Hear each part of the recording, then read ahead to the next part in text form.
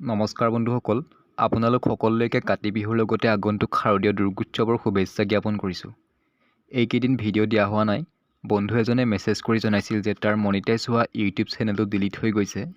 কিন্তু মই চেক কৰি চাই দেখিলোঁ যে চেনেলটো ডিলিট হৈ যোৱা নাই, 90 দিনৰ বাবে ৰেষ্ট্ৰিক্ট কৰিহে দিছে। গতিকে আজিৰ ভিডিঅ'টো সেইটো বিষয়ৰ ওপৰতে হ'ব, নজনাসকল বা নতুন ইউটিউবাৰসকলৰ বাবে।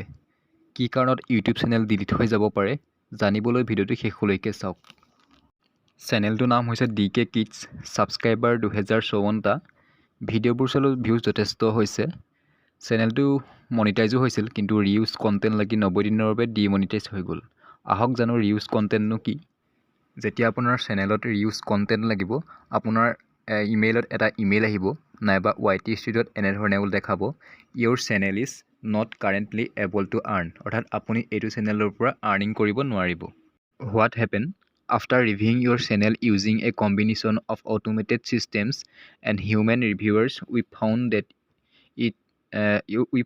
it does not follow YouTube channel monetization policies. Reuse content.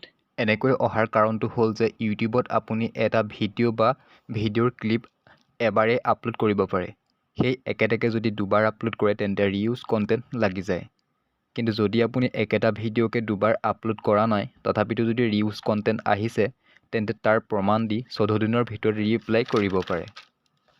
কিন্তু যদিহে তাৰ দুবাৰ আপলোড কৰিছিল, ভুলটো আপোনাৰে আছিল, তেন্তে সেইখিনি এডিট কৰি বা ডিলিট কৰি পুনৰ 90 দিনৰ পাছত আকৌ মনিটাইজ কৰিব লাগিব, মনিটাইজৰ বাবে এপ্লাই কৰিব লাগিব। গতিকে সেইটো ভুল কেতিয়াও নকৰিব।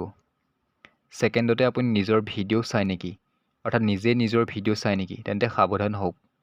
মনিটাইজৰ পিছত যদি নিজৰ চেনেল থকা ফোনটোতে নিজৰ ভিডিঅ' 2-3 বাৰকৈ বা তাতকৈ বেছি চাই, তেন্তে চেনেল ডিলিট হৈ যাব পাৰে।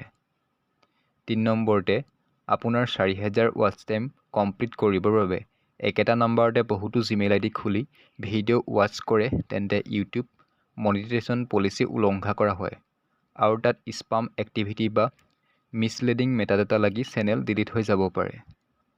বাকী ইউটিউব লাইব্ৰেৰীৰ বাদে বেলেগৰ পৰা মিউজিক আনি যদি ইউজ কৰে, তেন্তে কপিৰাইট বা কপিৰাইট ফ্ৰী এপছৰ পৰাও যদি আপোনালোকে মিউজিক আনি ইউজ কৰে, তেন্তে প্ৰথমে কপিৰাইট ক্লেইম নাহিব পাৰে, কিন্তু এদিন নহয় এদিন আপোনাৰ ভিডিঅ'ত কপিৰাইট ক্লেইম আহি যাব।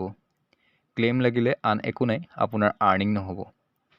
আৰু কপিৰাইট ষ্ট্ৰাইক, আপুনি বেলেগৰ ভিডিঅ' এটা যদি আনি আপোনাৰ চেনেলত আপলোড কৰিছে, তেন্তে ষ্ট্ৰাইক লাগি যাব। আৰু কপিৰাইট ষ্ট্ৰাইক 3 বাৰ যদি লাগি যায়, সেইটো চেনেল একেবাৰে ডিলিট হৈ যাব। ইয়াৰ উপৰিও ইনষ্টাগ্ৰাম, হোৱাটছআপৰ ষ্টেটাছ বা ভিডিঅ' আনি ইউটিউবত নিদিব, চেনেল একেবাৰে বৰবাদ হৈ যাব। গতিকে ইউটিউবত কাম কৰাৰ আগত এইকেইটা কথা ভালকৈ জানি লওক। ময়ো আৰু বহুতো শিকিবলগীয়া আছে, যিখিনি জানো আপোনালোকৰ আগত শ্বেয়াৰ কৰিলোঁ, যাতে আপোনালোকৰ এনে সমস্যা নহওক। আজিৰ ভিডিঅ'টো ইমানেই আছিল। শেষত চেনেলটো ছাবস্ক্ৰাইব কৰি দিব, যাতে এনেধৰণৰ ভিডিঅ'বোৰ আপোনালোকে পাই থাকে। ধন্যবাদ।